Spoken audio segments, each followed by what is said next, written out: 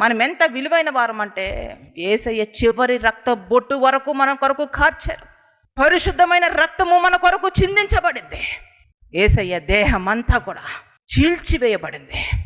నిన్ను నన్ను ఆయన విలువగా చూశాడు కాబట్టి ఆయన ప్రాణమే మన కొరకు ఇచ్చేశాడు. ప్రాణం కంటే ఎక్కువగా మనల్ని ప్రేమించారు. దేవునికి మహిమ కలుగునగాక. కానీ ఈరోజు అంత శ్రేష్టమైన రక్షణ పొందుకున్న మన జీవితాలు మనం భద్రంగా కాపాడుకుంటున్నామా? మన హృదయాలు మనం భద్రంగా కాపాడుకుంటున్నామా? మన జీవితాలు మనం భద్రంగా కాపాడుకుంటున్నామా? మన కళ్ళను మనం భద్రంగా కాపాడుకుంటున్నామా? మన నోటిని మనం భద్రంగా కాపాడుకుంటున్నామా? మన హృదయం పరిశుద్ధంగా మనం కాపాడుకుంటున్నాం? ఒకసారి ప్రశ్నించుకొని పరిశీలించండి. ఎలా ఉన్నాయి మీ జీవితాలు? అంత శ్రేష్టంగా భావించి దేవుడు తన ప్రాణాన్ని మనకిస్తే మనం ఎలా జీవిస్తున్నాం? ఎంతగా రక్షణ విషయంలో నిర్లక్ష్యంగా ఉన్నామో ఒకసారి మీరు గుర్తించండి.